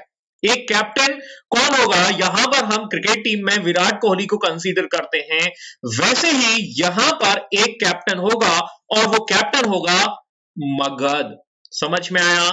तो मगध क्या करने वाला है, मगध जो है इसे यूनाइटेड करने वाला है, वो पूरी टीम को इकट्ठा करेगा और इस तरीके से वो अपने एम्पायर को एक्सपेंड करेगा, इस तरीके से वो अपने एम्पायर को बढ़ाएगा। जो आप मैप में देख रहे हैं, मगध क्या करेगा, सबसे पहले वो अंग को जीत लेगा, और ये अंग जो है आपको यहां पर दिखाई दे रहा है, जिसको मैंने सर्कल किया है कुछ इस तरीके से। तो first Magadha is going to conquer first Anga Anga, अंग के बाद जो है वो आगे की जो सारी जो महाजनपद है उनको जीतता चला जाएगा। He is going to conquer the all geographical area. हर व्यक्ति अपना साम्राज्य का विस्तार चाहता है और मगध ने भी यही किया। Magadh is going to conquer the all mahajanapadas, और वो महाजनपद कुछ इस तरीके से कन्वर्ट हो जाएंगे। मेरी बात समझ में आ रही नहीं आ रही? तो हम देखेंगे कि महाजनपद जो है उनका एरिया एक्सपेंड हो रहा है, जिसे आप कुछ इस तरीके से मैप के थ्रू समझ सकते हैं। देखिए, मैंने आपको बताया कि मगध क्या करेगा, लीड करेगा। मगध जो है वो कैप्टन है इन 16 में, और वो इस तरीके से लीड करते हुए पूरे भारत को क्या करेगा, भारत को यूनाइटेड करेगा, मतलब हम ऐसे कह सकते हैं एकीकृत करेगा। अब ये एकीकृत क्या है? ये एकीकृत ही है article number 1 of Indian constitution. भारतीय संविधान का आर्टिकल नंबर 1 क्या कहता है? India is A union of state. समझ में आया कि नहीं आया? मैंने आपको बताया था कल, India is A union of state मतलब भारत जो है राज्यों से मिलकर बना है, राज्यों से मिलकर बना है इंडिया। और यहां पर सबसे पहले आर्टिकल नंबर 1 कौन बनाने की कोशिश कर रहा है? वो बनाने की कोशिश कर रहा है मगध। मेरी बात समझ में आई नहीं आई थी? तो हमने ये देखा कि मगध ने ही सबसे पहले इंडियन सब कॉन्टिनेंट को यूनाइटेड किया, एकीकृत किया, और वो बात की जो आर्टिकल 1 में लिखी है, मतलब कई राज्यों से मिलकर भारत बन रहा है। और यही कहानी सबसे पहले किसने की? मगध ने की। और जब ये आर्टिकल नंबर 1 बन गया मगध के द्वारा, तो उसकी पिक्चर कुछ ऐसी दिखाई देने लगी। अब आपको मेरी बात समझ में आई? मैंने ये कहा कि पहली बार आर्टिकल नंबर 1 बनाने का जो श्रेय जाएगा, सबसे पहले वो किसको जाएगा? मौर्य को जाएगा। तो मौर्य एम्पायर का ये मैप आपके सामने है, और मौर्य ने ये काम किया सबसे पहले। तो मौर्य ने सबसे पहले इंडिया को यूनाइटेड किया। अब कैसे कन्वर्ट किया? देखिए, जन थे, जन कैसे कन्वर्ट हुए? जनपद में। और जनपद कैसे बना? महाजनपद में। समझ में आया? और महाजनपद जो है वो कन्वर्ट हो गया आर्टिकल नंबर 1 में। और ये एम्पायर किसका है? मौर्यंस का एम्पायर है। तो मैं ऐसा कहूं कि विराट कोहली ने इस टीम को बनाया है और इस टीम को लीड किया है, तभी जो है वो टेस्ट रैंक में सबसे ऊपर है। कुछ इस तरीके से हम समझने की कोशिश कर रहे हैं। तो इतिहास जो है अपने आप को दोहरा रहा है। क्रिकेट टीम वही कर रही है जो मौर्य ने सबसे पहले किया हिस्ट्री में। अब आप देखिए कि मौर्य की जो बॉर्डर है वो पाकिस्तान, अफगानिस्तान को टच कर रही है यहां पर।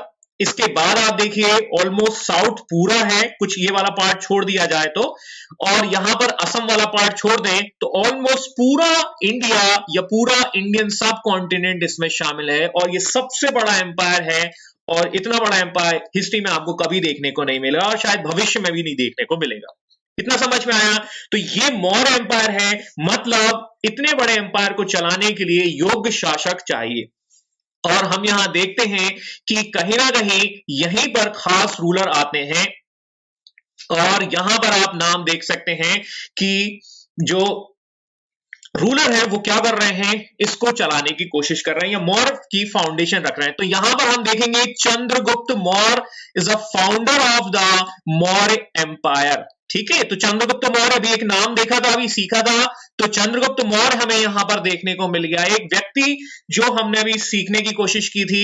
और इसी में हम आगे देखेंगे, इसी क्रम में हमें देखने को मिलेगा 3rd नंबर पर अशोक। ठीक है, तो ये ध्यान दीजिए, वो जो अभी क्वेश्चन पूछा था उसका आंसर हमें यहां धीरे धीरे मिलना शुरू हो गया। ठीक है, इसी में हम देखेंगे फर्स्ट, 2nd नंबर पर, और यहां पर 3rd नंबर पर अशोक आता है। तो ये क्रम आपको धीरे धीरे समझना शुरू हो गया होगा। तो ये क्रम इसलिए जरूरी है, ये अल्फाबेट्स इसलिए जरूरी हैं ताकि आप उस चीज को आसानी से समझ पाएं। तो देखिए, मौर्य एम्पायर ने क्या किया? आर्टिकल नंबर 1 मतलब भारत को एकत्रित या कह सकते हैं एकीकृत करने की कोशिश की, यूनाइटेड करने की कोशिश की। ये हिस्ट्री को बनाने की कोशिश कर रहे हैं। अब एक चीज और समझना है जो पीछे मैं आपको लेके आता हूं यहां पर। अब देखिए, थोड़ी सी एक चीज और यहां समझने की है कि अर्ली वैदिक में कुछ कस्टम्स हुआ करते थे, कुछ प्रथाएं हुआ करती थी। अर्ली वैदिक में क्या हुआ करता था? देखिए, अब हम एक चीज और सीखने वाले हैं, रिलीजियस चेंजेस। अब देखो अर्ली वैदिक में क्या हुआ करते थे, दैट मीन्स मंत्रोच्चारण किया जाता था। मंत्रोच्चारण का मतलब है, ऐसे कह सकते हैं, the worship of the God. आज की डेट में आप वर्शिप करते हैं और गॉड की वर्शिप करने के लिए आपको क्या करना होता है, हाथ जोड़ना पड़ रहा है। ठीक है, कोई बात नहीं, ठीक है। आप देखेंगे कि अर्ली वैदिक में आपको गॉड को खुश करने के लिए, वर्शिप करने के लिए मंत्र, या हम ऐसे कह सकते हैं आपने प्रेयर करते हैं। प्रेयर का मतलब है प्रार्थना, और अर्ली वैदिक में कुछ इस तरीके की व्यवस्थाएं हुआ करती थी। मंत्र के साथ आप प्रार्थना कर रहे हैं, आपकी वर्शिप पूरी हो जाएगी। ये कब की बात है, अर्ली वैदिक की। लेकिन यहां से जब यहां की ओर जा रहे हैं तो यहां पर हम देखते हैं कि यज्ञ इनका स्थान ले लेते हैं। यज्ञ मतलब सैक्रिफाई, यज्ञ मतलब क्या होता है, ओम भूर्वः स्वाहा, और स्वाहा आपने क्या कर दिया, स्वाहा मतलब हम कह सकते हैं आपको बलि चढ़ानी पड़ेगी। बलि मतलब हम कह सकते हैं आपको भगवान को खुश करना है तो आपको पशुओं की बलि देनी होगी, एनिमल सैक्रिफाई करना होगा। करेक्ट है। अब हम देखते हैं कि जो व्यवस्था पहले प्रेयर पर थी, दैट मींस प्रार्थना पर आधारित थी, that is going to convert in the BC sacrifice. और सैक्रिफाई किस चीज का हो रहा है, एनिमल का हो रहा है, पशु। और पशु का सैक्रिफाई क्या इंडिकेशन करता है, सॉरी मैं इसको यहां लिख लेता हूं। हम यहां देखते हैं कि यज्ञ हो रहे हैं और यज्ञ जो है वो यज्ञ में बलि दी जाने लगती है, और बलि जब दी जाती है तो हम देखते हैं कि एनिमल को मारा जाने लगेगा। और जब एनिमल को मारा जाएगा तो हम यहां देखेंगे this is the indication of the violence. Violence मतलब हिंसा। ठीक है, तो हम यहां देखते हैं कि यहां पर हिंसा हो जाएगी। अब देखिए हिंसा यहां पर हो रही है और हिंसा के अगेंस्ट में कुछ लोग आएंगे और वो ये कहेंगे कि आप जो है अहिंसा का पालन करिए। और यहीं से हमें दो रिलीजन देखने को मिलेंगे, और वो रिलीजन कौन है, वो है आपके जैनिज्म और बौद्धिज्म। वो ये कहेंगे कि आप हिंसा ना करें, हम लेके आए हैं अहिंसा, आपको अहिंसा का पालन करना है, आपको ये यज्ञ, ये बलि वाली प्रथा बंद कर देनी चाहिए, हम आपके लिए लाए हैं अहिंसा वाला कंसेप्ट। तो इस तरीके से जैन और बौद्ध जो हैं वो आपको देखने को मिलेंगे यहीं पर। तो देखिए अभी कहानी जो मैंने आपको बताई वो 16 महाजनपद की बताई, और 16 महाजनपद मतलब पॉलिटिकल चेंजेस तो हो ही रहे हैं, इसके साथ साथ हम यहां देखते हैं 16 महाजनपद के साथ साथ रिलीजियस मूवमेंट भी देखने को मिलेंगे इन 6th सेंचुरी बीसी। और 6th सेंचुरी बीसी में ये दो रिलीजन कौन से हैं, जैनिज्म एंड बौद्धिज्म। आपके सामने 6th सेंचुरी बीसी में दो चीजें दिखाई दे रही हैं, एक तो विंडो और एक एंड्रॉइड। अब आप बोलेंगे कि जैन और बौद्ध का इनसे क्या लेना देना है, तो देखिए मैं आपको समझाता हूं कि जैसे हम यहां देखते हैं कि जैन और बौद्ध ये कहते हैं, जैन बौद्ध ये कहते हैं कि आप हमारी अहिंसा लीजिए, हम आपको सत्य भी देंगे और अहिंसा भी बताएंगे, और कैशबैक में हम आपको मोक्ष भी देंगे। मतलब जैसे आज की डेट में आप रिचार्ज करते हैं डिफरेंट टाइप्स के, उस रिचार्ज के दौरान आपको कुछ कैशबैक मिलता है। ये 2021 की बात है, लेकिन जब आप देखते हैं 6th सेंचुरी बीसी में दो कंसेप्ट आते हैं, एक तो विंडो और एक एंड्रॉइड, और ये एंड्रॉइड और विंडो कोई और नहीं है, ये जैनिज्म और बौद्धिज्म है। ठीक है, ये आपका बुद्धिज्म आपका हो जाएगा, ये हो जाएगा आपका जैनिज्म, और ये दोनों के दोनों ये कहते हैं कि कैशबैक में हम आपको मोक्ष देंगे यदि आपने रिचार्ज कराया सत्य और अहिंसा का। तो इस तरीके से आप देखते हैं कि ये दो कंसेप्ट आते हैं, दो नए रिलीजन आते हैं। अब आप बोलेंगे कि इसको मैंने विंडो का नाम दिया है, इसको मैंने एंड्रॉइड का नाम दिया है। अब आप एक बात बताइए कि आप में से मैक्सिमम यूजर कौन से सिस्टम के हैं, एंड्रॉइड यूजर हैं आप लोग या विंडो यूजर हैं, आप अपने मोबाइल में कौन सा सिस्टम यूज करते हैं?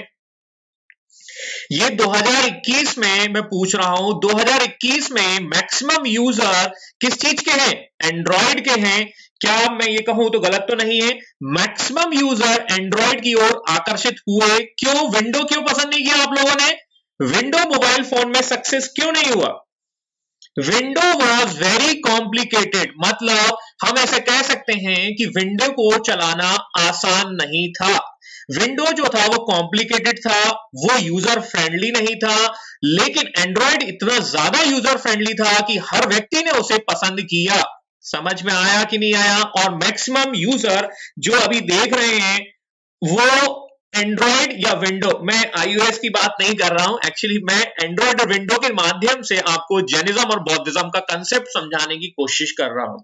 मैं केवल ये बोल रहा हूं कि 2021 में मैक्सिमम यूजर्स ने एंड्रॉयड को पसंद किया because Android is very user friendly.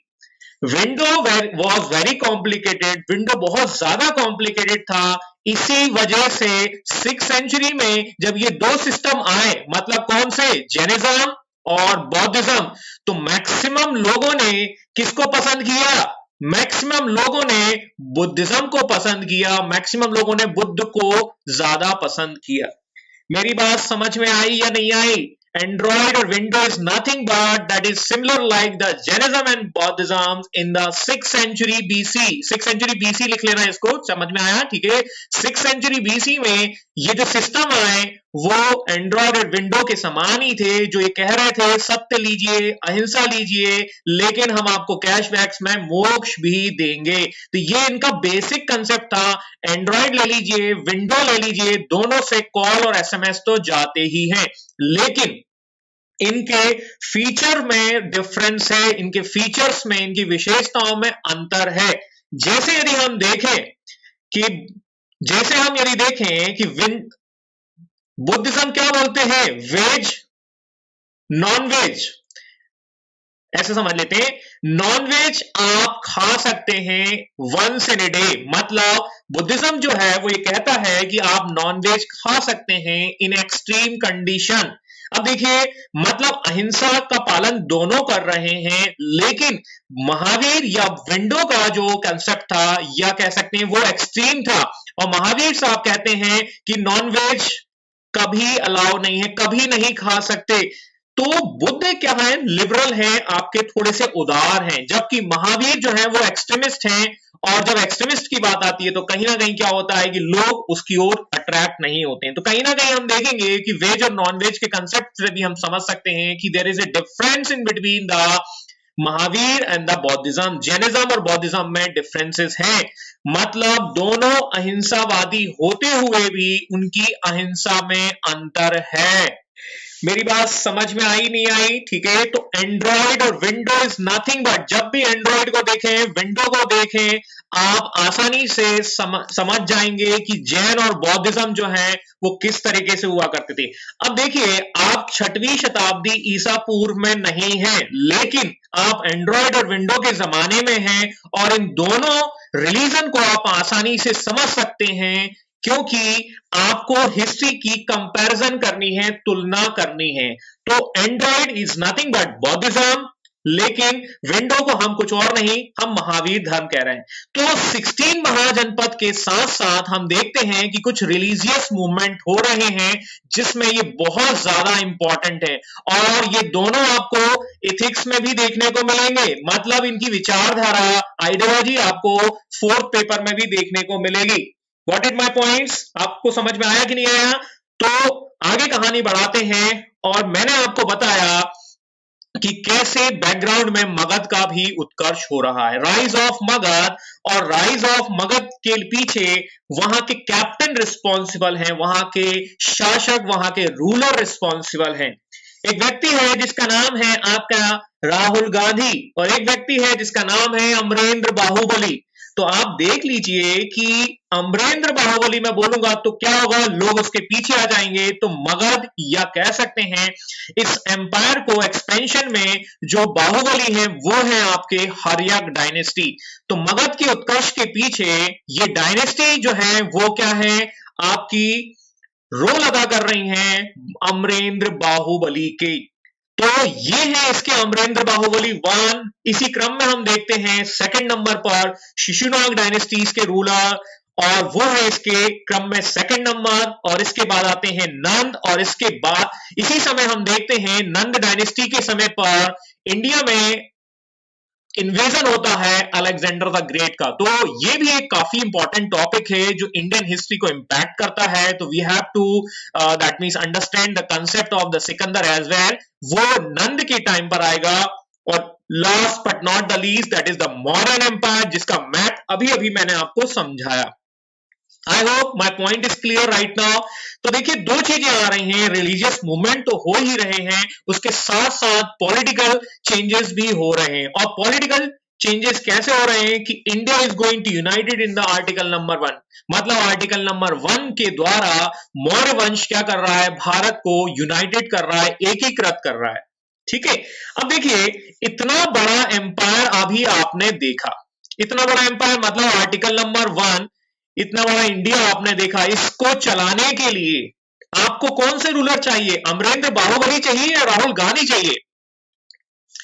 आपको चाहिए ग्रेट रूलर। आपको एम्पायर को चलाने के लिए ग्रेट रूलर चाहिए। और ग्रेट रूलर्स जो है वो मौर्य वंश में खत्म हो जाते हैं। मतलब अशोक के बाद मौर्य वंश में कुछ खास शासक नहीं आते।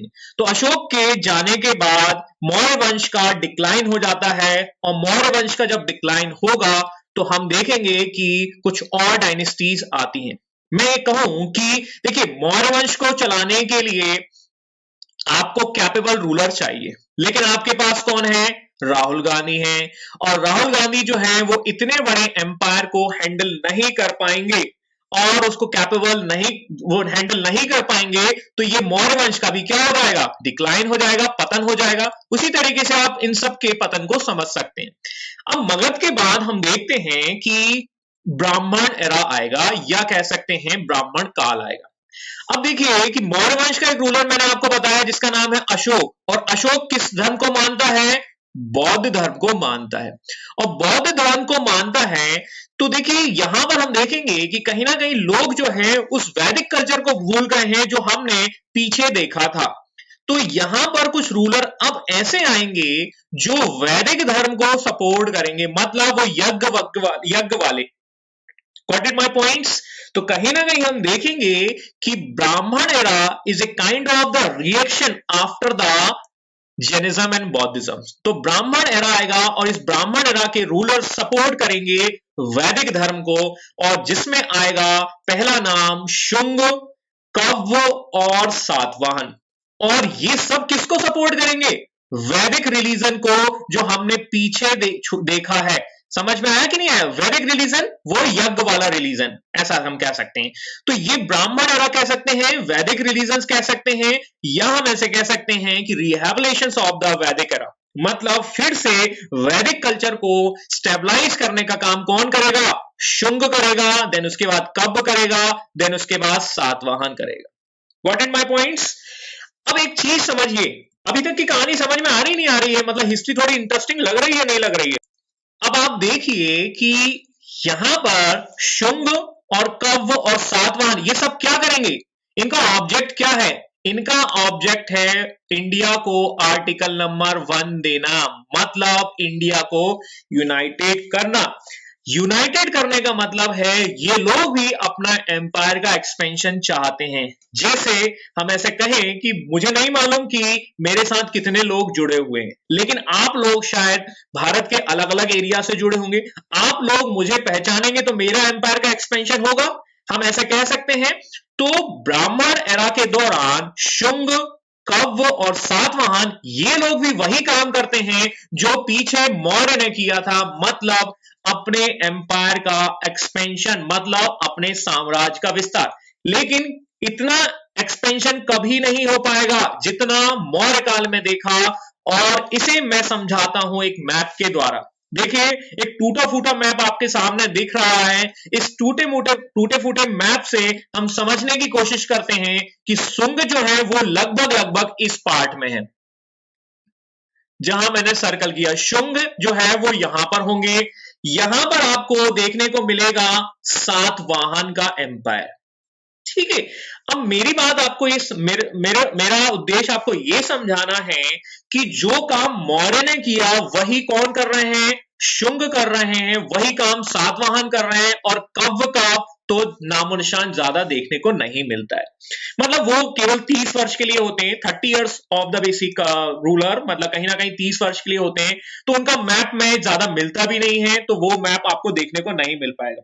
ओवरऑल जो मौर्य ने किया वही कौन कर रहा है? शुंग कर रहा है। वही जो है वो सातवाहन कर रहा है। ओवरऑल क्या मौर्य जितना बड़ा एम्पायर बन पाएगा? बिल्कुल नहीं बन पाएगा। मौर्य जितना बड़ा एम्पायर ना शुंग से बनेगा, ना सातवाहन से बनेगा, और कव्व का तो छोड़ ही दीजिए। इसके बाद हम देखते हैं कि जब भारत में, जब इंडिया में, आप देखिए इस मैप में आप गौर फरमाएंगे तो इंडिया में यदि कोई सेंट्रल में कोई पावर होती है, सेंट्रल में पावर का मतलब है केंद्र में पावर, सेंट्रल में पावर में यदि कोई अमरेंद्र बाहुबली बैठा है तो इंडिया पर कोई भी व्यक्ति अटैक करने नहीं आएगा। लेकिन जैसे हमने देखा कि शुंग जो है वो कहां पर रूल कर रहे हैं? यहां पर रूल कर रहे हैं। सातवाहन कहां रूल कर रहे हैं? वो यहां पर रूल कर रहे हैं।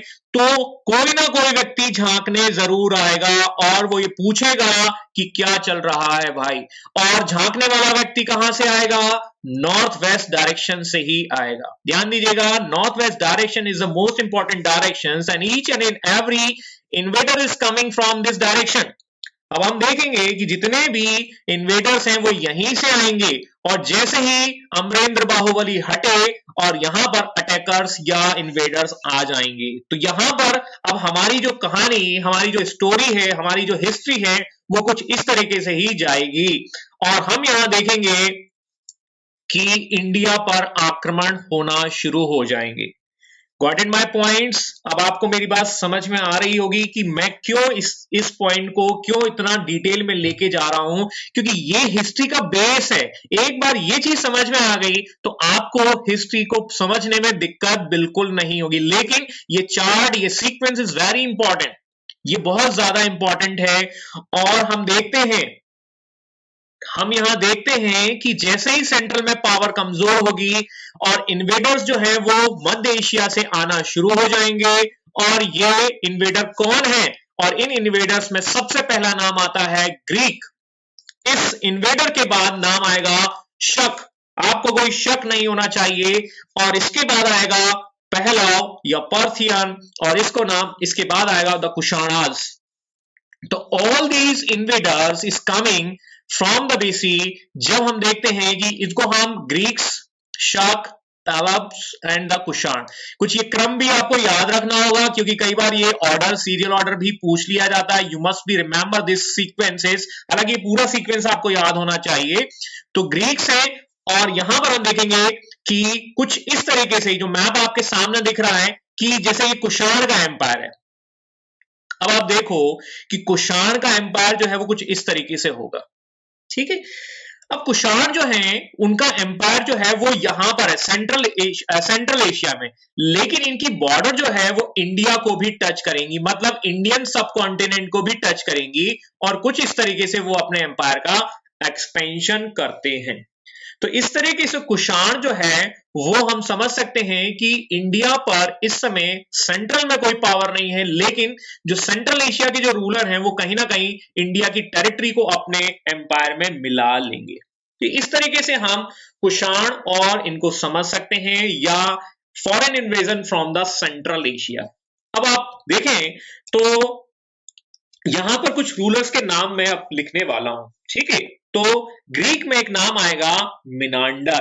Now you got it, your answer from the basic. मैंने जो क्वेश्चन पूछा था उसका आंसर आपको देखने को मिल रहा है, और मिनांडर जो है वो कहीं ना कहीं आपको यहां देखने को मिलेगा। तो अब आप देखिए, मिनांडर जिसने आंसर दिया था वो अब क्रम में कहां पर है? Got it my points? तो आप उस सीक्वेंस को जरूर याद रखें। इसके बाद शक में एक रूलर आएगा जिसका नाम है रुद्रदामन, ठीक है, और रुद्रदामन इस वंश का रूलर होगा। इसके बाद एक नाम आता है पार्थियन में गोंदोफर्नेश, और कुशाण में आएगा एक फेमस रूलर जिसका नाम है कनिष्क। अब पिछली क्लास में मैंने कनिष्क के समय का एक कैलेंडर आपको बताया था। मैसेज कमेंट बॉक्स में कमेंट कर बताएं कि वो कैलेंडर कौन सा था। कैलेंडर नेम, इतिहास अपने आप को दोहराता है, मैं भी आपसे वही एक क्वेश्चन दोहरा रहा हूं, और वो था कनिष्क से रिलेटेड कैलेंडर। वो कैलेंडर का नाम कमेंट बॉक्स में लिखकर बताएं मेरे को कि वो कैलेंडर कौन सा है। शक, संवत, वेरी गुड, ठीक है। तो ध्यान दीजिएगा, don't confuse in with the बेसी दिस शक एंड द दिस। समझ में आया कि नहीं आया? तो ये कैलेंडर्स जो है इसीलिए इंपॉर्टेंट हो जाते हैं। तो मैंने आपको वो चीज समझाई थी और अब हम उसको आगे बढ़ा रहे हैं। अब देखिए, मैंने आपको जैसे बताया कि जैसे ही सेंट्रल में पावर कमजोर होती है, वो पावर जो है वो कहीं ना कहीं क्या है कि इंपैक्ट करने की कोशिश करती है। लेकिन इसके बाद इंडिया में एक रूलर आएंगे और वो रूलर है गुप्त डायनेस्टीज के रूलर। अब देखिए, गुप्त डायनेस्टीज क्या करेगा?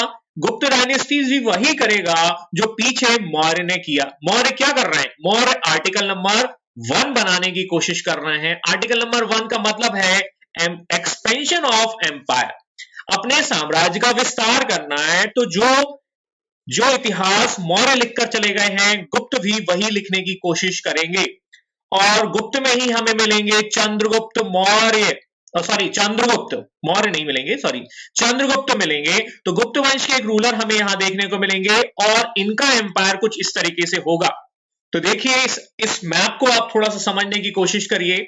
इस मैप में हम देखेंगे the empire of the Guptas और यहां पर अलग अलग रूलर आएंगे। चंद्रगुप्त फर्स्ट आएगा, समुद्रगुप्त आएगा और इसके बाद हम देखेंगे चंद्रगुप्त सेकंड आएंगे। और इस तरीके से हम देखते हैं कि एम्पायर का एक्सपेंशन हो रहा है और ये कुछ एम्पायर यहां से शुरू होगा, फिर उसके बाद ये सेकंड उसका एम्पायर एक्सपेंड होगा। इसके बाद हम देखते हैं कि वो एम्पायर कुछ इस तरीके से एक्सपेंड हो रहा है। क्या इतिहास अपने आप को दोबारा दोहरा रहा है या नहीं दोहरा रहा? तो हम यहां देखते हैं कि एम्पायर जो है वो लगातार बढ़ रहा है और इस तरीके से हम समझ सकते हैं कि गुप्त वही कर रहे हैं जो मौर्यन ने किया। तो ऑलमोस्ट नॉर्थ इंडिया जो है वो पूरा गुप्त डायनेस्टीज के अंतर्गत था। अब गुप्त डायनेस्टीज और मौर्य के रूलर टेक्निक्स में अंतर हुआ करता था। Different techniques use by the Mauryans and the गुप्त। और गुप्त वंश क्या करता है? गुप्त वंश डिसेंट्रलाइजेशन पर आधारित है, विकेंद्रीकृत पर आधारित है। हालांकि इसकी चर्चा हम बाद में डिटेल में करेंगे। और मौर्यन जो था वो सेंट्रलाइज सिस्टम पर आधारित था। तो ओवरऑल हम यहां देखेंगे कि रूलिंग टेक्निक्स अलग अलग हैं, लेकिन गुप्त वंश भी वही काम कर रहा है जो मौर्य ने किया था। इतिहास अपने आप को दोबारा दोहरा रहा है और यहां पर अब जो है वो गुप्त हैं, पहले कौन थे? मौर्य थे। लेकिन यहां भी राहुल गांधी मिलेंगे। राहुल गांधी का मतलब है नाकारा और अयोग्य शासक और इनकैपेबल रूलर्स, और गुप्त डायनेस्टीज का बेसिकली पतन हो जाएगा, डिक्लाइन हो जाएगा। अब हम यहां एक चीज और देखते हैं कि इसके बाद गुप्त डायनेस्टीज के पतन के बाद यहां पर एक डायनेस्टी आएगी जिसको कहा जाएगा वर्धन वंश। और वर्धन वंश में एक रूलर आएगा जिसका नाम है हर्षवर्धन। समझ में आया? तो हर्ष कहीं ना कहीं बेसिकली इस क्रम में आएंगे और वर्धन डायनेस्टीज के रूलर रूल करने की कोशिश करेंगे। क्या करेंगे? वही करेंगे जो गुप्त ने करने की कोशिश की, जो मौर्य ने करने की कोशिश की, अपने साम्राज्य का विस्तार, एक्सपेंशन ऑफ हिज एम्पायर। हर्ष भी वही कोशिश करता है, लेकिन इसमें उनको सफलता नहीं मिल पाती। अब थोड़ा सा एक मैप आपके सामने है, इस मैप के द्वारा हम समझ लेते हैं। ठीक है, तो देखिए क्या होता है कि ये एक एम्पायर है और ये एम्पायर किसका है? गुप्त डायनेस्टीज का। ठीक है, ऑलमोस्ट नॉर्थ इंडिया जो है वो पूरा गुप्त के अंतर्गत होता है। ये वाला इनका डायरेक्ट रूल होता है, मतलब प्रत्यक्ष शासन कर रहे हैं। यहां पर तो गुप्त डायनेस्टीज डायरेक्ट रूल करेगी और यहां पर इनडायरेक्ट रूल करेगी। मतलब यहां पर हम कह सकते हैं कि वो यहां से टैक्सेस लेगी, लेकिन वो यहां पर कहीं ना कहीं क्या है कि अपना शासन व्यवस्था नहीं चला रही, वो इनको दे देगी, हैंडओवर कर देगी, लेकिन यहां से वो क्या है? इनडायरेक्ट रूल कर रहे हैं। अब हम देखते हैं, थोड़ा मैप पर गौर फरमाइएगा। तो गुप्त वंश यहां पर डायरेक्ट रूल कर रहा है, यहां पर इनडायरेक्ट रूल कर रहा है। आगे चलकर क्या होता है कि इस मैप में कुछ चेंजेस आएंगे और वो चेंजेस कुछ यहां देखेंगे। अभी देखिए 450 बीसी है, देखिए ये 450 एडी है। और इसके बाद हम देखते हैं कि यहां कुछ इस तरीके से चेंजेस आते हैं। यहां पर जो है वो गुप्त जो है वो लिमिटेड हो जाएंगे। इसके बाद हम देखते हैं यहां पर एक डायनेस्टी आएगी, यहां पर मोखरी डायनेस्टीज। इसके बाद हम देखते हैं यहां पुष्यभूतिज आएंगे और यही है वर्धन वंश। समझ में आया कि नहीं आया? यहीं पर है वर्धन वंश और यहां पर कुछ छोटे छोटे डायनेस्टीज आना शुरू हो जाएंगे। तो देखिए क्या होता है कि बड़े एम्पायर से कई छोटे छोटे देखने को मिलते हैं, छोटे छोटे राज्य निकल कर आ जाएंगे। आगे अभी आपको ये कुछ 4-5 दिखाई दे रहे हैं, आगे चलकर ये बहुत सारे और कन्वर्ट हो जाएंगे।